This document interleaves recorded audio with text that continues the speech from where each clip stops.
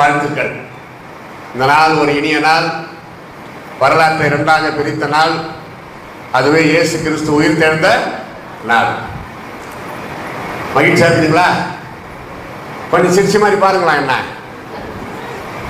இயேசு உயிர் தெழுந்தார், அதுக்காக ஒரு தைரியம் சந்தோஷம் வரணுமா இல்லையா? வரணும். மகிழ்ச்சியா இருக்கிறவங்க எல்லாரும் சத்தமா ஒரு அல்லேலூயா சொல்லுங்க. ரொம்ப ரொம்ப மகிழ்ச்சியா இருக்கிறவங்க ஒரு அல்லேலூயா சொல்லுங்க. தூங்குறவங்க எல்லாம் ஒரு அல்லேலூயா சொல்லுங்க. உஷாராயிட்டீங்க. ஆனா ஒரு சிலர் ஆர்வ கோளாறு. தூங்குறவங்க எப்படி அல்லேலூயா சொல்ல முடியாது. சரி, கொடுக்கப்பட்ட நேரத்தில் நான் முடிக்க விரும்புகிறேன். நாங்கள் எங்கே ரொம்ப தூரத்தில் இல்லை, இங்கே பக்கத்தில் தான் ஆர்கேபேட்டை. நம்ம ஆயர் வீட்டுக்கு கொஞ்சம் தள்ளி தான். நம்ம உடன் ஊழியர் இருக்கிறாருங்களே, அவர் வீட்டுக்கு எதிர்க்க தான். ஒரு 10 அடி கூட கிடையாது அவருக்கு எனக்கும். தூங்கி எழுந்தால் நான் அவரை தான் பார்க்கணும். அது மாதிரி இங்கே வந்திருக்கிறோம். எல்லாரையும் அவங்க மூலமாக உங்களை பார்ப்பது ஒரு பெரிய மகிழ்ச்சி. என்னோட வந்திருக்கிறது என்னுடைய மனைவி ஒரு பாட்டு பண்ணாங்க இல்லையா? அவங்க என்னுடைய மனைவி கடந்த 40 ஆண்டுகளாக எனக்கு மனைவியாக, மலரடிகள் ஊழியத்தின் கொள்கை பரப்பு செயலாளராக, பொது காரியதரிசியாக செயல்பட்டு வருகிறார்கள். எனக்கு 2 பிள்ளைகள், 4 பேர பிள்ளைகள் உண்டு. உங்களை பார்த்தா தாத்தா மாதிரி தெரியலன்னு நினைக்கிறீங்களா? நானே சொல்லி கேட்டுதான் 67 வயசு, பார்த்தா அப்படி தெரியலன்னு நினைக்கிறீங்களா? சரி, நானே சொல்லிக்கிறேன். இதெல்லாம் எதுக்கு சொல்றேன்னா, ஒரு மகிழ்ச்சிக்காக. கண்ணத்துல இருந்து கை எடுத்துருங்க. இயேசு உயிர் தெழுந்தார். நிறைய பேர் பார்த்தீங்களா, அவர் எழுந்தா எனக்குன்னா என் பிரச்சனை இன்னும் தெரியலையே என்ற மாதிரி இருக்கிறீர்கள். பயப்படாதீர்கள், கவலைப்படாதீர்கள். உங்கள் கண்ணீர் கவலை எல்லாம் ஆனந்த கழிப்பாக மாறும். அதான் விசுவாசம். தலையை தாழ்த்தி கண்களை மூடி ஆண்டவருடைய வார்த்தைக்காக நாம் ஜெபம் செய்வோம். கர்த்தாவே, உம்மை துதிக்கிறோம், ஸ்தோத்தரிக்கிறோம், மகிமைப்படுத்துகிறோம். நீர் உயிர் தெழுந்த இந்த மனமகிழ்ச்சி நாளுக்காக நன்றியோடு உம்மை ஸ்தோத்தரிக்கிறோம். இப்பொழுதும் நீர் என்னோடு பேசும், எங்கள் அனைவரோடு பேசும். உடைய வார்த்தைகளை கேட்டு நாங்கள் பிரயோஜனப்பட உதவி செய்வோம். இந்த வார்த்தைகள் எங்களுக்கு ஆறுதலும் தேர்தலுமாய் இருப்பதாக இந்த திருச்சபை மக்களுக்கு ஒரு தெய்வீக சந்தோஷம், மகிழ்ச்சி, சமாதானம் இந்த நாள் முதல் உண்டாவதாக. அன்பு பிள்ளைகளுக்கு அற்புதங்கள் நடப்பதாக. கர்த்தருடைய கரம் தம்முடைய பிள்ளைகளுக்கு பாதுகாப்பாக இருப்பதாக. ஏற்றுக்கொண்ட அன்பு போதகருக்காக, ஆயருக்காக, சர்ச் எல்டர்ஸ், விசுவாசிகள், ஊழியர் அனைவருக்காக நன்றியோடு துதிக்கிறோம். ஆசீர்வதி, துதிகன மகிமை ஏற்றுக்கொள்ளும். இயேசுவின் நாமத்தில் ஜெபிக்கிறோம் எங்கள் அருமை பிதாவே. சபையார் எல்லாரும் இன்னும் சத்தமா ஆமென். கர்த்தருடைய பரிசுத்த நாமத்திற்கு மகிமை உண்டாவதாக. மார்க் எழுதின சுவிசேஷம் 16ஆம் அதிகாரம் 6வது வசனம் ஏற்கனவே இங்க வேத பாடத்தில் வாசிக்க கேட்டோம். திரும்ப ஒரு விஷயம், சபை விசுவாசி யாராவது சத்தமா மார்க் 16:6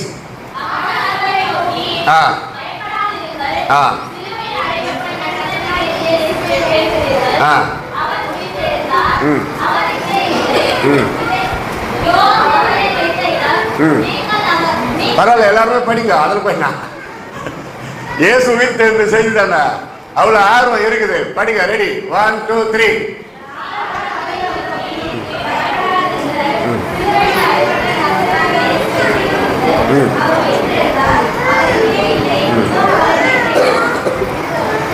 மகிழ்ச்சி.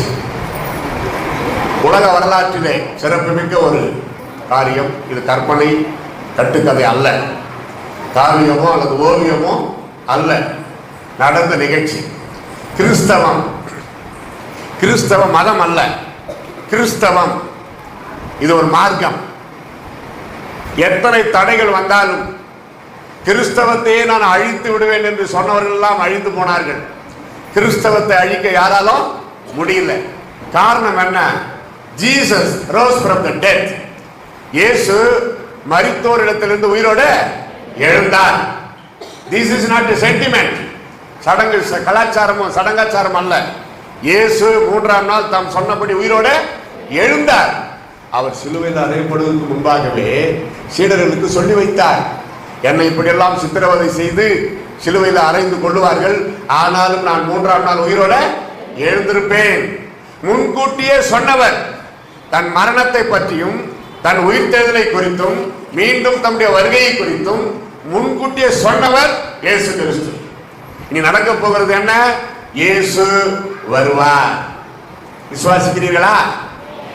கிறிஸ்து கூட நிறைய பேர் இயேசு வருக விசுவாசிக்கிறது இல்லை. பிறந்ததே வேஸ்ட். கிறிஸ்துவ பெற்றோருக்கு பிறந்தான்னு சொல்லிக்கிட்டு இயேசு கிறிஸ்துவின் வருகையை நம்புறதே இல்லை. இனிமேலாவது நம்புங்கள். கிறிஸ்தவன் என்றாலே இயேசுவின் பிறப்பை. நம்முடைய விசுவாச பிரமாணம் என்ன? கன்னி மரியாளிடத்திலிருந்து உற்பவித்து பிறந்தார், பாடுபட்டு சிலுவையில் அறையப்பட்டார், 3ஆம் நாள் உயிரோடு எழுந்தார், மீண்டும் அவர் வரப்போகிறார். பொதுவாக இருக்கிற பரிசுத்த சபை, பாவ மன்னிப்பு, சரீர உயிர்த்தெழுதல், நித்திய ஜீவன் உண்டு என்று விசுவாசிக்கிறேன். ஏன் நம்ம திருச்சபையில் அதெல்லாம் படிக்கிறாங்கன்னா, அந்த காலத்துல பக்தர்கள் உட்கார்ந்து பிளான் பண்ணி, ஏன்னா அந்த காலத்துல படிப்பறிவெல்லாம் கிடையாது. யாராவது ஒருத்தர் அங்க இங்க 2 பேர் இருப்பாங்க, அவங்க அதை படிக்கிறப்போ சபையார் எல்லாரும் பின்னாடி சொல்லணும். அதான் விசுவாச அறிக்கையாக. பாவ அறிக்கை, விசுவாச அறிக்கை, ஸ்தோத்திர ஜெபம், இதெல்லாம் எதுக்காக நம்ம எழுதி சபையில படிக்கிறோம்னா மக்களுக்கு அது ஒரு மனப்பாடம் ஆகணும். இயேசு வருவார். விசுவாசிக்கிறீர்களா? இன்னொரு வசனம் வெளிப்படுத்தல் 1:18, I died but I am living everlasting life. அருமை.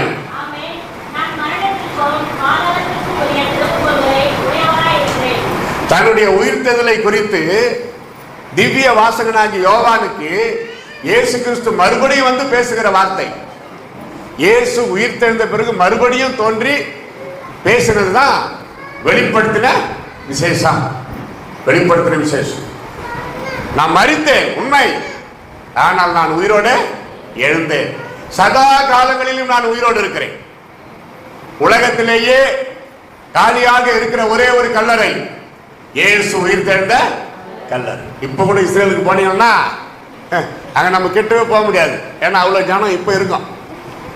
From the whole world, many flight coming to only one country, that is Israel country. உலகம் ஃபுல்லா இருந்து ஒரே ஒரு நாட்டுக்கு தான் நிறைய ஏரோப்ளேன் வந்து போகுதுன்னா அது Israel. What is the secret? To see open grave of Jesus Christ.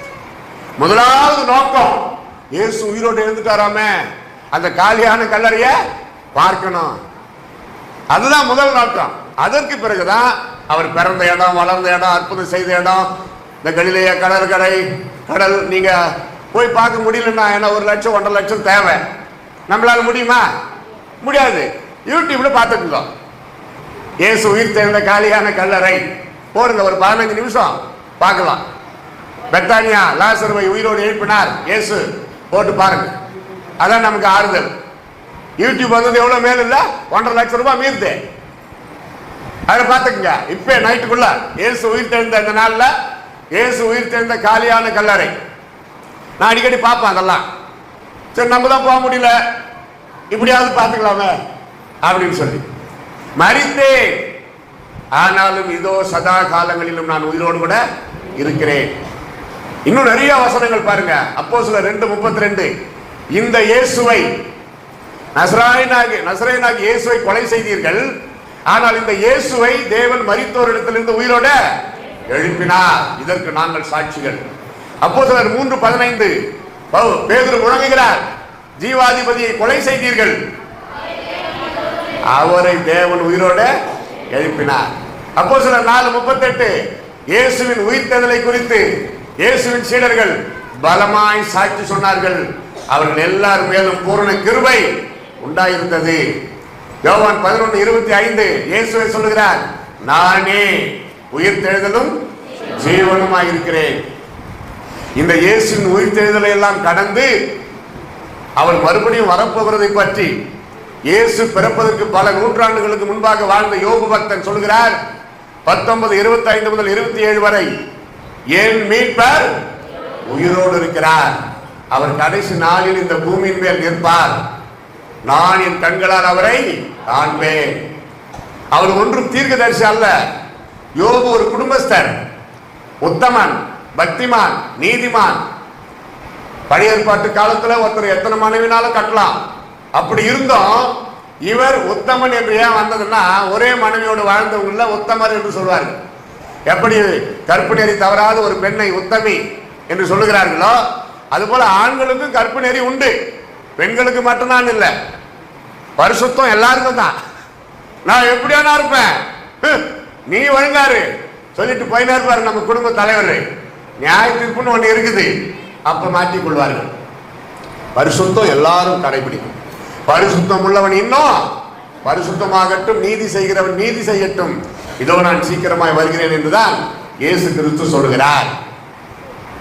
அப்ப உயிர் தெழுந்த சந்தோஷம் இருக்குதா? முதல்ல நம்ம அடிப்படையிலிருந்து ஆரம்பிக்கலாம். இதயத்தின் ஆழத்துல ஏதோ ஒரு கவலை, என்ன சொன்னாலும் அந்த கவலை போவாது. அது சில பாத்திரத்தில் அழுக்கு என்ன தேய்ச்சாலும் போவாது. அது மாதிரி நல்லதான் இந்த வசனம் பாட்டு ஜபம் எல்லாம் கேட்டு செட்டில் ஆவாங்க. யாரும் இல்லாதப்போ, தனியா இருக்கிறப்ப அது மறுபடியும் அந்த துக்கம், அந்த கவலை, அந்த மனபாரம் வரும். மனிதர்கள் தானே. அந்த நேரத்தில் தான் நம்ம என்ன செய்யணும்? கர்த்தரை நோக்கி பார்க்கணும். ரொம்ப விசுவாசத்திற்குரிய நல்லா நமக்காக ஜெபிக்கிற தோழிகள் சகோதரிகளாக இருந்தால்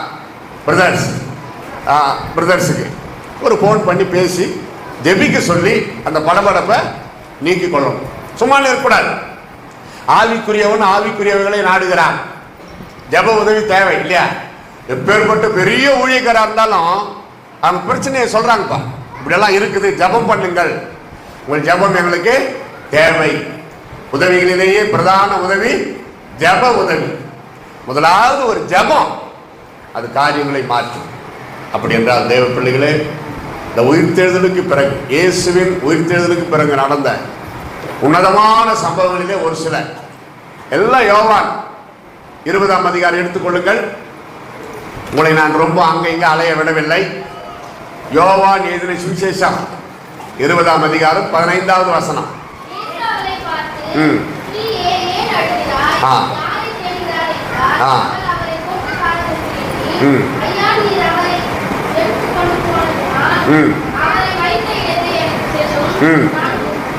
சொல்லும். கவனிங்க, இந்த வசனத்தில் குறிப்பிடப்படுகிற ஒரு முக்கியமான அழுத்தம் திருத்தமான ஒரு வார்த்தை. இயேசு உயிர் தெழுந்த பிறகு தன் வாயை திறந்து பேசின முதல் வார்த்தை, ஏன் அழுகிறாய்? என்ன அருமையான ஆறுதலா இல்ல? ஏன் அழுகிறாய்? உங்கள் அழுகையை பார்த்து கொண்டு சும்மா இருக்கிறவர் அல்ல இயேசு என்பது இதிலிருந்து தெரிகிறது அல்லவா? ஏன் அழுகிறாய்? why you are weeping? மரியம்மாக்கு, அந்த மரியம்மான இயேசுவை பெற்றெடுத்த அம்மா, இந்த மரியாள் யோசித்து பாருங்க, அழுது கொண்டிருக்கிறார்கள். இயேசுவின் சடலம் அங்கே இல்லை. தோட்டக்காரர் என்று எண்ணி இருக்கிறார் இயேசுவையே. நான் மலரடிகள் பத்திரிகை ஆரம்பிச்ச புதுசுல சின்ன பையனால் 1984 ஆரம்பிச்சேன். கல்யாணம் ஆகலாம் அப்ப எனக்கு, கொட்டரக்குச்சி மாதிரி. பத்திரிகை படிச்சுட்டு பம்பாயிலிருந்து ஒரு அம்மா வந்தாங்க என்னை பார்க்கறதுக்கு. இல்ல கல்யாணம் கூட ஆயிட்டு இருக்குது, என் மனைவி கூட இருக்கிறாங்க. ஒரு சின்ன குடிசைல, ஆர்கேபேட்டையில் ஒரு சின்ன குடிசைல வாடகையில் இருக்கிறோம். வந்து நிற்கிறாங்க தெருவில். நான் அந்த ஓட்ட கதவை திறந்து வெளியே வந்து நிற்கிறேன். ஏங்கிட்டு, எப்பா தம்பி மலரடிகள் பவுல பார்க்கணும், போய் வர சொல்லு அப்படின்னாங்க. நான் ஒரு லுங்கி கட்டிக்கிட்டு பனியன் போட்டு வந்து வெளியே நின்று பாருங்க. ஏதோ பாவம் வேலைக்கார பையன், மலரடிகள் பவுல் ரொம்ப பிரம்மாண்டமாக வாட்ட சாட்டமாக இருப்பார் அப்படின்னு நினச்சிக்கிட்டு, மலரடிகள் பத்திரிகை ஆசிரியர் பவுலை பார்க்கணும், கொஞ்சம் கூப்பிடுனாங்க. நான் உள்ளே வந்து சட்டை பேண்ட்டு போட்டு பவுடரெல்லாம் ஆச்சுன்னு தலையெல்லாம் நல்லா முடியெல்லாம் நல்லா வாரிக்கிட்டு, அதுக்கப்புறம் ஒரு 5 நிமிஷம் கழிச்சு போனேன். அம்மா ஸ்தோத்திரமா வாங்கினேன். நீங்கள் தான் பவுல் மலர்? ஆமாம்மா வாங்க வந்து உக்காரு. அப்படியே யோசிக்கிறாங்க எல்லாம். கூரை, இந்த சின்ன சின்ன விஷயமா ஓடுங்க. ஒரு சின்ன ஓட்டை ஃபேன் ஒன்று கட்டி தொங்கிலுங்க ஓடுனுக்குது, கரகரகா கரகரா கரகரா கரகரான்னு. நான் என் மனைவி உக்காந்துக்கிறேன், அவங்களும் உக்காந்துக்கிறாங்க. பாம்பேலேருந்து வந்தாங்க. அவங்க ஒரு ப்ரேயர் ரிக்வெஸ்ட் சொல்லி நல்லா ஆயிடுச்சு, அதுக்காக என்ன பார்க்க வந்தாங்க. ஆமாம், இதுக்கு முன்னாடி ஒரு பையன் வெளியே வந்தானே, அவன் எங்கன்னாங்க. ஆமாம் நான் தாம்மா அப்படின்றேன். போய் சொல்லக்கூடாதுல்ல. அப்படியா, சரி சரி பார்த்து பேசிட்டு கொஞ்ச நேரம் ஒரு டீ ஏதோ கொடுத்தோம், சாப்பிட்டு நல்லா ஒரு சிறப்பு காணிக்கெல்லாம் கொடுத்துட்டு அவங்க போயிட்டாங்க. இந்த அம்மா கிட்ட இருக்கிற விசுவாசம் பாருங்க. இயேசு கிறிஸ்து கிட்டே, ஐயா இயேசு சரீரம் காணவில்லை, தயவு செய்து நீங்க எடுத்திருந்தா கொடுத்துருங்கன்றாங்க. அப்பதான் இயேசு அந்த வாய்ஸ், அந்த வார்த்தை, வார்த்தை தானே முக்கியம், வார்த்தை தான் மாம்சமானார், அதான் இயேசு சொல்றாரு பாருங்க. மரியாளே என்றார் 16. அவள் திரும்பி பார்த்து ரபூனி என்றார். அதற்கு போதகரே என்று அர்த்தமா. இயேசு கிறிஸ்து பேசுறாருன்னா அவரோடு பேசி பழகினவர்களுக்கு அந்த வார்த்தை கட்டாயம் அடையாளம் தெரியும், அடையாளம் தெரியும். கண்டிப்பா இயேசுவின் வார்த்தை அடையாளம். அன்பு தேவ பிள்ளைகளே, உங்கள் அழுகையை ஆனந்த களிப்பாக மாற்ற இயேசு கிறிஸ்து உயிரோடு இருக்கிறார். உயிர் தெழுந்தார். சோகமா இருக்காதீர்கள், துக்க முகமா இருக்காதீர்கள். அழவர்த்தா நல்லா தனியா அழுதுருங்க. ஏன்னா அழுகையும் நிறுத்தக்கூடாது, அதே நேரத்தில் சிரிப்பையும் நிறுத்தக்கூடாது. சிரிப்பு வர்றப்ப நல்லா சிரிச்சிடணும், இல்லைன்னா ஹார்ட் அட்டாக் வந்துடும். அழுகை வர்றப்ப நல்லா அழுதும், இல்லைன்னா ஹார்ட் அட்டாக் வந்துடும். டாக்டர் சொல்றாரு ஒரு நாளைக்கு குறைஞ்சது 1/2 மணி நேரம் சிரிக்கணுமா. அதாவது நான் சொல்றது ஒரே அடி 1/2 மணி நேரம் இல்ல, கொண்டு போயிருவாங்க நம்ம ஆளுங்க. ஏன்னா ஒரே அடி 1/2 மணி நேரம் சிரிச்சா தெரியும் இவளை எங்க கொண்டு போலான்னு. அப்பப்போ அப்பப்போ இப்ப நான் பேசிக்கிட்டே இருக்கிறேன், இன்னும் 10 நேரம் தான் இருக்குது. இடையில ஜோக்கா தமாஷா பேசுறேன், சிரிச்சிடணும். புரிதலா கடினப்படுத்தி கொண்டு இருக்க கூடாது. உனக்கு என்ன நல்லா தான் இருக்கிற அப்படின்னு வாங்க. நாங்க படுற பாட்டு எங்களுக்கு தானே தெரியும், ஆண்டவருக்கு தெரியும். அதன் மத்தியில தான் சந்தோஷமா வாழும். அந்த காலத்துல ஒரு பக்தன் பாடினாரு, சிரித்து வாழ வேண்டும். பரவாயில்ல, எல்லாருக்கும் தெரிந்து, ஒரு சிலர் தெரியாத மாதிரி நடிக்கிறாங்க. பக்தியம் கேள்விப்பட்டதானே நம்ம சினிமாவை பார்க்க போறோம். இப்படி சொல்றப்ப நிறைய பேருக்கு இடிக்குது. வேண்டாம் அதெல்லாம். இந்த சீரியலு, சினிமா, கன்றாவி எல்லாத்தையும் விடு, பரலோகத்துக்கு வந்து சேரு. கர்த்தரை துதிங்க, அதுக்கு நேரம் ஒதுக்குங்க, நல்லதை பாருங்க, வேண்டாம் இல்லை. Cellphone it becomes sin phone. பசங்க போன் இருக்குதே, போன்லயே பைபிள் படிக்கலான்னு ஒரு ஆசையா படிப்பாங்க. இந்த அப்பா அம்மா அங்க இருக்குதுங்களே, பெத்து போட்டதுங்க, எப்போ பாரு செல்போன், எப்போ பாரு செல்போன். உடனே பொண்ணு காட்டுது, அம்மா பாருமா நான் பைபிள் தான் படிக்கிறேன். அவங்களுக்கு ஆசை போன்ல பைபிள் படிக்கணும். விட்டுருங்க விட்டுருங்க, நோ ப்ராப்ளம். பாஸ்வேர்டு தேவையில்லை. எப்பனாலும் அப்பா அம்மா போன் எடுத்து பார்க்குற நிலைமையில போனை வைங்க. கணவன் மனைவி போனை வைங்க, 2 பேரும் ஒருத்தர் போன ஒருத்தர் பார்க்கலாம். புருஷன் போன் ரிங்க அடிக்கும், எடுக்காத எடுக்காத எடுக்காத எடுக்காத, ஏன்னா அவரே வந்து பார்க்கணுமா, அங்கதான் இடிக்குது. தப்பு. கல்யாணம் ஆன புருஷர்கள் தம்புறீங்களா என் கண்ணுக்கு? இந்த பூமாலிங்களெல்லாம் கட்டி விட்டுட்டு ஒண்ணுமே தெரியல எனக்கு. உங்க மனைவி முகத்தை பார்த்து எப்பனா சிரிச்சிருக்கீங்களா? கல்யாணம் ஆன பிறகு ஒரு 2-3 மாசம் அதை கேட்கல, இப்ப வரைக்கும். ஒருத்தரை கேட்டேன், அது மூஞ்ச பார்த்தா சிரிப்பா வருதுன்றான். ஆமா, இதுல வேற நல்ல நேரம் முடித்துக்குள்ள தாலி கட்டு கேட்ட நேரம் ஸ்டார்ட் ஆகுது. ஒரு மனைவி சொன்னாங்களா, அத்தான் அத்தான் இன்னைக்கு நம்ம கல்யாண நாள். உடனே எழுந்து நின்றாம மௌன அஞ்சலி செலுத்த கடவோம்ட்டான். அது புருஷங்க போயிடுச்சுங்கம்மா, வாங்க மீதி யூடியூப்ல பாத்துக்குங்க. மலரடிகள் பவுல் இன்னைக்கு நைட்டுக்குள்ள இந்த செய்தி யூடியூப்ல வரும். லேட்டா வந்தவர்களுக்கு ஒரு சலுகை, யூடியூப்ல மீதி செய்தியை பார்த்துக்கலாம். 2வது 20ஆம் அதிகாரம் 19வது வசனம். வாரத்தின் முதல் நாளாகிய அன்றைய தினம் சாயங்கால வேளையிலே யூதர்கள் கூடியிருந்த இடத்தில் யூதர்களுக்கு பயந்ததினால், அண்டர்லைன் பண்ணுங்க, பயந்ததினால் கதவுகள் பூட்டப்பட்டிருக்க இயேசு வந்து நடுவே நின்று உங்களுக்கு சமாதானம் என்றார். அங்கே பாருங்க அந்த வார்த்தை, இயேசு வந்தார்னா அந்த வார்த்தை சமாதானம். இங்க என்ன negative character, negative habit, fear. இயேசு சிலுவையிலே மரித்து விட்டாரே, நம்ம எல்லாரும் விட்டுட்டு போய் விட்டாரே என்று சொல்லி பயத்தோடு உள்பக்கம் தாழ்பால் போட்டுக்கொண்டு பயத்தோடு கிடக்கிறார்கள் சீடர்கள். இயேசுவோடு உண்டு உறங்கி ஊழியம் செய்த சீடர்கள் என்ன வந்து விட்டது அவங்களுக்குள்ள? பயம், திகில், நடுக்கம். கதவை தட்டினாவே செத்தே போயிடுவாங்க, அவ்வளோ பயம். இதை அறிந்த இயேசு கதவையும் தட்டவில்லை, கதவையும் திறக்கவில்லை, உள்ளே வந்து விட்டார். இது ஒன்றும் பயம். நம்ம வீட்டுக்குள்ள நல்லா கவனிங்க. சகோதர சகோதரிகள் சர்ச்சுக்குள்ள நுழையிறத இது வரைக்கும் நீங்க பார்த்ததே இல்லையா? பார்த்ததே இல்லை இது வரைக்கும்.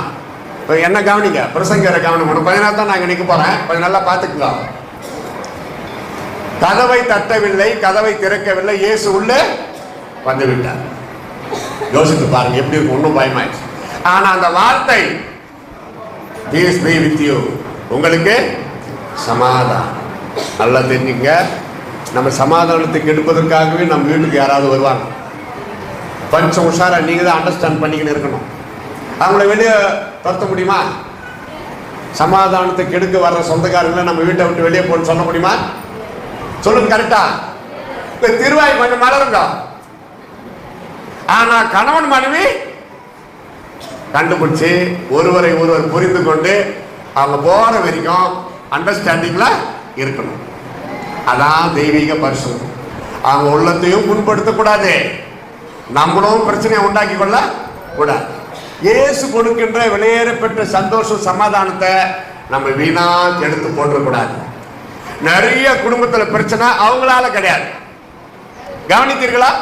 நிறைய குடும்பத்துல கணவன் மனைவிக்குள்ள பிரச்சனை அவர்களாலேயே கிடையாது, வீட்டுக்கு வருகிறவர்களாலேயே, அல்லது நான் மற்ற இடங்களுக்கு செல்லுகிற போது. அது அது அது கூட நம்ம தப்பு. அப்ப நீங்க ஒருவரை ஒருவர் இன்னும் புரிந்து கொள்ளவில்லை என்ற அர்த்தம். பயம் இருக்கக்கூடாது. வந்து நின்றார், ஆசீர்வதித்தார், பேசினார், பயம் விலகியது. கடந்த கால பயம், எதிர்கால பயம், நிகழ்கால பயம், எது எடுத்தாலும் பயம். பாதிராத்திரில் வீட்டை விட்டு வெளியே போறதுக்கு பயம், மரத்தை பார்த்தால் பயம், இருட்டை பார்த்தால் பயம். பயம் எங்கப்பா? பயப்படுகிறவர்கள் இரண்டாம் மரணமாகி அக்னி கந்தகம் என்கிற கடலிலே பங்கடைவார்கள். கர்த்தருக்கு பயப்படுகிறவர்கள் அல்ல. That is honourable fearing. மதிப்பு அச்சம்னு பேர் அது. இப்போ வாத்தியார, நம்ம ஆயர, வீட்டில் அப்பா அம்மாவை மதிக்கிறோமே, அந்த மெத்தட் தான் இயேசு கிறிஸ்துவ நம்ம நேசிக்கிறோம், அவருக்கு பயப்படுறோம். ஒரு வேதனையான பயம் அல்ல. 10 தலை, 20 கை, 30 மூக்கு, 40 நாக்கு, அது மாதிரி வச்சுக்கணும். வந்து உங்க வீட்டில் நின்னாக்கா பயம் தானே வரும். ஆனா இயேசு கிறிஸ்து அந்த மாதிரி வரவில்லை. நம்மை போல பாடுள்ள மனிதனா இந்த பூமிக்கு வந்தார். கைகளை தட்டி கர்த்தரை ஸ்தோத்திரிப்போம். பிரைஸ் தி லார்ட், ஹalleluya. மனிதனை படைத்தவர் அவர் சாயலாக படைத்தார். தேவகுமாரன் இயேசு நம் சாயலாக இந்த பூமிக்கு வந்தார். பரலோகத்திற்கு நாம் செல்லும் பொழுது இயேசுவின் சாயலாக மாறப்போகிறோம். இதான் சத்தியம். பயப்படுறீங்களா? இதுக்காவது ஒரு அம்மா கிட்ட கேட்டேன், ஆகமங்கள் மொத்தம் எத்தனை சொல்லுங்கம்மா? ஆகமங்கள் மொத்தம் 5. அது கூட எனக்கு தெரியாதா? சரி, நல்லா தான் சொல்லிட்டீங்க, 5. The beginning 5 books in Bible. ஆகமங்கள் சொல்றோம் இல்லையா? ஆகமங்கள் புதிய மொழிபெயர்ப்புல பாத்தீங்கன்னா துவக்க நூல் அப்படின்னு வரும். சரி, அந்த 5 ஒழுங்கா சொல்லுங்கம்மா. அந்த அம்மா சொன்னாங்க, ஆதி ஆகுமோ, யாத்திரை ஆகுமோ, என்ன ஆகுமோ, ஏதாகுமோ, எப்படி ஆகுமோ. முதல் 2 ஒழுங்கா சொன்னாங்க ஐயா. அதுக்கப்புறம் அவங்க கவனம் எதில் போயிடுச்சு? என் வாழ்க்கை என்னாகுமோ, ஏதாகுமோ, எப்படி ஆகும். இதான் 5 ஆகமெல்லாம். அப்போ அவங்க உள்ளத்துல என்ன இருக்கிறது? பயம். உயிரே போனாலும் எங்க அப்பா சொல்லுவார், கத்தியே கழுத்தாண்ட வந்தாலும் பொய் சொல்லாத. பாருங்க, அப்பா சொன்ன அருள்மொழி. எங்க அம்மா சொல்லுவாங்க, படிப்பறிவில்லாத ஒரு தாய், ஒரு எழுத்து படிக்கல, வேசி வீட்டுல தூங்கினாலும் நீ பரிசுத்தமா இருக்க முடியும். எங்க அம்மா சொன்ன டைலாக்யா. கற்பு நெறி பெண்களுக்கு மட்டுமல்ல, ஆம்பளை பசங்களுக்கு இருக்கணும்னா. நாங்கெல்லாம் படிக்கிறோம், வாலிப பசங்க, அவங்களுக்கு ஒரு பயம், தப்பி தவறி எங்கன்னா தப்பான முறையில் போயிடக்கூடாது. காதல் காதல் பண்ணிக்கிட்டு எங்கன்னா போய் மோதல், பிரச்சனை வந்துடக்கூடாது. அப்புறம் சாதல், எக்ஸ்ட்ரா டைலாக் கொடுத்துட்டார் ஆயர், நன்றி. இன்னும் அதையும் சேர்த்து இனிமே சொல்லுவேன். இந்த மாதிரி எடுத்து கொடுக்கறதுக்கு ஆள் வேணுமே. கர்த்தருக்கு ஸ்தோத்திரம். பயம் இருக்குதா? இன்னைக்கு கூட லாஸ்ட், இயேசு உயிர் தெழுந்தார். உன் பயத்தை நீக்க அல்லேலூயா சொல்லுங்க. அல்லேலூயா சொல்ல ஆளே இல்லையா? 3வது யோவான் 20:17.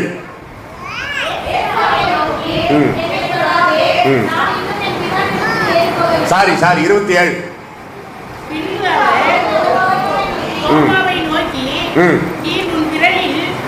நீட்டி என் கைகளை பார், உன் கையை நீட்டி என் விழாவிலே போடு, அவிசுவாசி ஆகிறாமல் விசுவாசி ஆகிற என்றார். முதலாவது அழுகையை கழிப்பாக்க, இரண்டாவது உன் பயத்தை போக்க. அதாவது நான் சொல்லுகிறது இயேசு உயிர் தெழுந்த பிறகு நடந்த காரியங்கள். இங்கே பாருங்கள், மூன்றாவது உங்கள் அவிசுவாசத்தை நீக்கி விசுவாச வீரர்களாய் மாற்ற இயேசு கிறிஸ்து உயிரோடு இருந்தார். செயின்ட் தாமஸ் போய் பார்த்துருக்கிறீங்களா? எங்க போறீங்களா டூரு? நம்ம ஊர் பக்கத்துல இருக்குது saint Thomas church, Butts road. அங்க பார்த்துருக்கிறோம் 2-3 முறை. அங்கதான் அவர் வந்து தியானம் பண்ற நேரத்தில் ஒரு நண்பர், அவர் சைவம், அவர் சாப்பிட்றது சைவம், அவர் பண்ணதெல்லாம் அசைவம். பின்னாடி வந்து குத்திட்டான். பின்னாடி வந்து குத்தினாவே அவனுக்கு என்ன பேரு?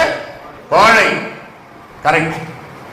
ரத்தம் சொட்ட சொட்ட சாந்தோம் வரை ஓடினார். அங்கே ரத்த சாட்சியாக மரித்தார். அவிசுவாசமாயிருந்த தோமாவுக்கு தரிசனமாகி விசுவாசத்தை உண்டாக்கினார் இயேசு. தோமா அதுக்கப்புறம் இயேசுவின் சீடர்களிலேயே தோமா நம்ம இந்தியாவுக்கு வந்தாரு, கேரளாவுக்கு வந்தாரு, 17 சர்ச்சு கட்டினாரு. ஒரு ராஜா, அந்த காலத்துல ராஜா, இப்பதான் முதலமைச்சர் அப்படியெல்லாம் வந்துச்சு பேரு. அந்த காலத்துல ராஜாவுடைய ஒரே பையனை கரடி கடிச்சு அவன் செத்து போயிட்டான். அந்த நேரத்துல தான் தோமா அங்க வந்தாரு. அந்த பையனை தோமா உயிரோடு எழுப்பிட்டாரு. இயேசு கிறிஸ்துவின் நாமத்துல அந்த ராஜாவுடைய மகனை தோமா உயிரோட எழுப்பிட்டாரு. ராஜா கேட்டாரு, உங்களுக்கு என்ன வேணும் சொல்லுங்க, என் ஒரே குமாரனை எழுப்பிட்டீங்க, நான் எல்லாம் செய்யறேன்னு. எனக்கு ஒண்ணும் வேணாம், சர்ச்சு கட்டுறதுக்கு இடம் கொடுங்க, சர்ச்சு கட்டி கொடுங்க, இயேசு கிறிஸ்துவை நாங்க துதிக்கணும்னாரு. தோமா இங்க வந்த பிறகு நடந்த நிகழ்ச்சி இதெல்லாம். அதற்கு பிறகு திருவிதாங்கோடு, கன்னியாகுமரி மாவட்டம், அழகிய மண்டபத்திலிருந்து ஒரு சின்ன பஸ் போகும், ஒரு 3 கிலோமீட்டர். திருவிதாங்கோடு தோமாவே தன் சொந்த கைகளால் கட்டின ஒரு தேவாலயம். ஆர்சி ஃபாதர் அதை பாதுகாப்பா இப்ப அழகா வச்சிருக்கிறான், கொஞ்சம் எக்ஸ்டென்ஷன் பண்ணி கட்டி இருக்கிறான். 3 முறை நாங்க அங்க போயிருக்கிறோம், வீடியோ எடுத்து பேசி போட்டிருக்கிறோம் யூடியூப்ல. தோமா தன் சொந்த கைகளால் கட்டின தேவாலயம். சின்ன சின்ன சின்ன சின்ன பொம்மைகளை செஞ்சு வச்சிருக்கிறார். ஒரு கல்லு, பெரிய கல்ல உடையாம தண்ணி தொட்டி ஆக்கியிருக்கிறார். அப்பப்ப மண் வெட்டி போட்டு நோண்டி நோண்டி நோண்டி ஒரு கிணறே உருவாக்கி இருக்கிறார். எல்லாம் அங்க இருக்குது. அப்படி சரித்திரம் படைத்தவர் இயேசு கிறிஸ்து. அங்க தரிசனம் ஆகலன்னா, இப்ப நான் பேசிக்கிட்டு இருக்கிற கடைசி பாயிண்ட் தோமாவுக்காக மட்டும்தான். தோமாவே பாப்பா அங்க பாரு, நான் இயேசு உயிர் தேர்ந்தான்னு எல்லாரும் சொன்னப்ப நம்பாம இருந்தல்ல, நான் நேரடியா வந்துட்டேன். என்னை தொட்டுப்பார், என் விழாவிலே இருக்கிற காயத்தில் உன் விரலை விட்டுப்பார், நான் தான். அவிசுவாசியா இராத, விசுவாசியா இரு.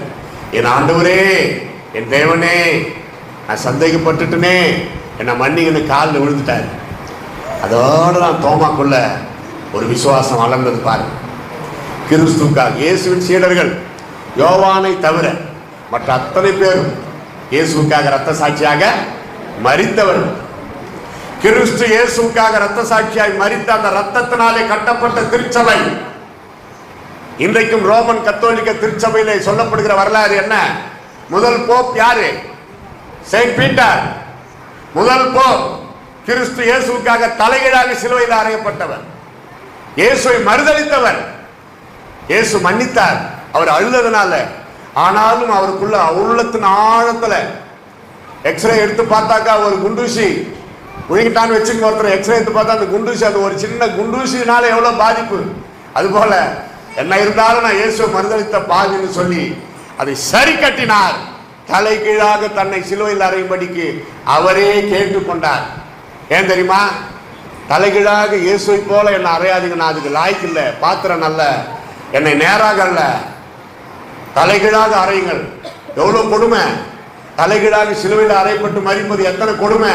அதை கேட்டு வாங்கினார், திருப்தியாக மரித்தார். என் மறுதலிப்பை இயேசு மன்னித்து விட்டார், அது போதும். ஆனால் ஆண்டவர், மகனே நான் எப்போ மன்னிச்சுட்டுப்பா, உன் வைராகிய வாஞ்சைக்காக சந்தோஷப்படுறேன். 12 அப்போஸ்தலர்களுடைய பெயர்கள் பரலோகத்துல அழகா எழுதப்பட்டிருக்கிறது. பார்த்தீங்கன்னா தெரியும். வெளிப்படுத்தல படிக்கணும். யோசித்து பாருங்க. இந்த இயேசுவை தேவன் மரித்தோரிடத்திலிருந்து உயிரோட எழுப்பினார். 21:5-6 சொல்லி முடிக்கிறேன். குறைவை நிறைவாக்க இயேசு கிறிஸ்து உயிரோடு எழுப்பினார். 21:5-6 பார்த்தீங்கன்னா, பிள்ளைகளே புசிக்கிறதற்கு ஏதாயிலும் உங்களிடத்தில் உண்டா என்றார். அதற்கு அவர்கள் ஒன்றுமில்லை என்றார்கள். அப்பொழுது அவர், நீங்கள் படவுக்கு வலதுபுறமாக வலையை போடுங்கள், அப்பொழுது உங்களுக்கு அகப்படும் என்றார். அப்படி அவர்கள் போட்டு திரளான மீன்கள் அகப்பட்டதினால் அதை இழுக்க மாட்டாதிருந்தார்கள். இயேசு கேட்கிறாரு, ஒண்ணுமே இல்லை, புசிக்கிறதற்கு ஒண்ணும் இல்லை, படகுல ஒரு மீனும் இல்லை. இயேசு சொன்னபடியே கீழ்ப்படித்தார்கள், வலையை போட்டார்கள், வலை கிழியத்தக்கதாக மீன்களை பிடித்தார்கள். இயேசு உயிர் தேர்ந்த பிறகு சொல்றீங்களா? ஒன்றும் இல்லை, வீட்டில் ஒன்றும் இல்லை, பேங்க் அக்கௌண்ட்ல ஒன்றும் இல்லை, முதலமைச்சர் அனுப்புற அந்த 1000 ரூபாய் மறுநாள் க்ளோஸ் ஆகுது, ஒன்றும் இல்லை, ஒன்றும் இல்லை. இப்ப பாருங்க, இயேசு சொல்ற மாதிரி செய்யுங்களா? நிரம்பும். கைத்தட்டு எல்லாம், நிரம்பும். உன் வாழ்க்கை நிரம்பும், பேங்க் அக்கௌண்ட் நிரம்பும், உன் வீடு நிரம்பும், எல்லா ஆசீர்வாதங்களும் நிரம்பும். பக்கிரி பண்டார் மாதிரி விட்டுட்டு போறது அல்ல ஆண்டவர். நம்மை ராஜாக்களாக ராணிகளாக வைத்திருக்கிறார். வெளிப்படுத்தல் 1:5-6 குறித்துக் கொள்ளுங்கள். நம்மை ஆசாரியர்களாக ராஜாக்களாக இயேசு கிறிஸ்து அபிஷேகம் பண்ணி இருக்கிறார். அந்த ஒரு மகிமை நமக்குள்ளே இருக்கிறது. தரித்திரர் எனப்பட்டாலும், நன்றாக கவனிங்கள், தரித்திரர் எனப்பட்டாலும் நாம் கர்த்தருக்கு முன்பாக ராஜாக்களும் ஆசாரியர்களுமா இருக்கிறோம். கடைசியாக லூக்கா 24:31-32 இது மட்டும் லூக்காவில் எடுத்திருக்கிறேன். அது உயிர் தெழுந்த பிறகுதான், இயேசு உயிர் தெழுந்த பிறகு அவர்கள் இயேசுவோடு பேசிக் கொண்டு போகிறார்கள். அவர்கள் உள்ளம் கொழுந்து விட்டு எரிகிறது, எரிகிறது. அவங்க பேசிக்கிறாங்க, எப்பா அவர் நம்ம கிட்ட பேசிக்கிட்டே வர்றப்போ நம்முடைய உள்ளம் கொழுந்து விட்டு எரியவில்லையா? வீட்டுக்குள்ள போய் உட்கார்ந்து அப்பத்தை விட்டு கொடுக்கிறாரு, அது வரைக்கும் அவங்களுக்கு தெரியல. இயேசு கிட்ட தான் நம்ம பேசிக்கிட்டு வர்றோம்னா அவங்களுக்கே தெரியல. உங்க பிரச்சனை தீர்ந்து விட்டது உங்களுக்கே தெரியல, அது தீர்ந்த மாதிரி தெரியல, டிக்ளேர் ஆகல. ஆனா முடிந்தது, முடிந்தது. உனக்காக இயேசு எல்லாவற்றையும் செய்து முடித்தார். விசுவாசிக்கிறீர்களா? ஒரு வித்தியாசமான ஒரு காரியம். மற்றவங்களுக்கு நமக்கும் ஜீவனுள்ள தேவனுடைய குமாரனாகிய இயேசுவை நாம் விசுவாசிக்கிறோம். நான் சொல்லுவேன், முசாபானி பீகார்ல நான் பிறந்தேன். எங்க அப்பா பேர் பாலாஜி, எங்க அம்மா பேர் ஆண்டாளு, என் பேர் வேலாயுதம். பேரு கேட்டாவே தெரியும், நாங்க கிறிஸ்துவங்க இல்லை. 3 வயசுல நான் செத்து போயிட்டேன். குழந்தைகளுக்கு வரக்கூடிய பிரைமரி காம்ப்ளெக்ஸ், அந்த காலத்துல மருந்து மாத்திரை எல்லாம் கிடையாது. 67 வருஷத்துக்கு முன்னாடி இப்ப இருக்கிற மருந்து மாத்திரை எல்லாம் அப்போ கிடையாது. இந்த பாட்டிங்க தலைய இந்த இலை தலை கசுக்கு ஊத்துவாங்க, அது குடிச்சிட்டு ஒண்ணு பழைக்கும், இல்லைன்னா செத்துரும். அப்படி செத்து போயிட்டேன். அந்த காலத்திலே பீகார் முசாபானில சிபிஎம் சிலவன் பெண்டிகாஸ்டல் மிஷன், அதுல ஊழியர் செய்யற ஒரு பிரதர், அப்பெல்லாம் பிரதர்னுவாங்க, தொழில் தர்மத்துக்காக இன்னும் இங்க ஒரே சத்தம் வந்திருக்கிறார். எங்க அப்பா அம்மா பார்த்து ஒரு ஆறுதல் சொல்லி, பரவாயில்ல ஒரு ஆறுதலுக்காக ஜெபம் பண்ணலான்னு பண்ணியிருக்கிறார். செத்து போன எனக்காக இல்லை, உயிரோடு இருந்து துக்கமா இருக்கிற எங்க அப்பா அம்மாக்காக. அவர் பொதுவா ஜெபிக்கிறப்போ நான் உயிரோடு எழுந்துட்டேன். அல்லையில சொல்ல மாட்டீங்களா? ஏம்மா நான் உயிரோடு இருந்தது உங்களுக்கு அவ்வளோ வருத்தமா? கொஞ்சம் சிரிச்ச மாதிரி எல்லாம் பாருங்களா. எங்க அப்பா இதெல்லாம் எனக்கு சொன்னார் உட்கார வச்சு. அப்பதான் அடுத்த வாரமே என்னை கொண்டு போய் அதே சபையில எங்க அப்பா ஜான், எங்க அம்மா மேரி, என் பேர் பவுல். நான் படிக்கிறப்போ அப்போஸ்தலனாகிய பவுல், அப்பொழுது பவுல். நான் படிக்கிற கூட பசங்களை எல்லாம் கூப்பிடு, டே என் பேர் பைபிள் இருக்குது பாரு, எல்லாரும் காட்டுவேன். அப்புறமா தான் தெரிந்து பைபிள்ல இருக்கிற பேரை எனக்கு வச்சிருக்கிறாங்கன்னு. ஓஹோ, பவுலோ போசுடைய பேர். எப்ப நான் யோசிப்பேன், கேட்பேன் ஆண்டவர்கிட்ட, சின்ன குழந்தையிலே செத்து போனேன்னா உயிரோடு எழுப்புனீங்க, இனிமே நான் எப்ப போனான்னா உங்ககிட்ட தான் நான் வரப்போறேன். அது வரைக்கும் இயேசுவின் உயிர்த்தெழுதலை பலமாக நான் சாட்சி சொல்லுவேன். கர்த்தராகிய இயேசு கிறிஸ்துவின் உயிர்த்தெழுதலை குறித்து சீடர்கள் பலமாய் சாட்சி சொன்னார்கள். கர்த்தருடைய கிருபை அவர்கள் மேல் எப்பொழுது பூரணமாய் இருந்தது. விசுவாசியே, வருஷத்துக்கு 2 புது ஆத்மா கொண்டாங்க சபை. ஐயா இப்ப ரொம்ப போய்க்குது, இடம் பத்தல, பரவாயில்ல, நீங்க வெளியே உட்காருங்க, புது ஆத்மாக்களை உள்ள அனுப்பும். உங்க வாஞ்சையை ஆண்டவர் பார்க்கட்டும். வீராணத்தூர் சிஎஸ்ஐ எத்தனை நாடுகளுக்கு எத்தனை ஊர்களுக்கெல்லாம் போய் வந்திருக்கிறேன் ஊழியத்துக்கு. இன்னைக்கு தான் உங்க சர்ச்சுக்கு வந்திருக்கிறேன். அந்த பெருமை ஆயரையே சார். மீண்டும் நன்றி ஐயா. கர்த்தர் உங்களை ஆசீர்வதிப்பார். ஒரு சிறு ஜெபம் பண்ணி முடிக்கலாமா? முடிக்க மனமின்றி முடிக்கிறேன். விட்டா நான் 6 மணி வரைக்கும் பேசுவேன். சாயந்தரம் 6 மணி இல்லை, நாளைக்கு காலையில் 6 மணி வரைக்கும் பேசுவேன். ஆனால் இன்னொரு சபையில் நான் பேச வேண்டியதாக இருக்கிறது. உங்களை கஷ்டப்படுத்த விரும்பல. இட நெருக்கடி. அப்படியே கண்ணு முடுங்க. கல்லறை திறந்திடவே கடும் சேவகர் பயந்திடவே, கல்லறை திறந்திடவே கடும் சேவகர் பயந்திடவே, மரித்த இயேசு உயிர்த்தெழுந்தாரே, வல்ல பிதாவின் செயலிதுவே, உயிர்த்தெழுந்தாரே, அல்லேலூயா, ஜெயித்தெழுந்தாரே, உயிருடன் எழுந்த மீட்பர் இயேசு என் சொந்தமானாரே. நன்றி தகப்பனே.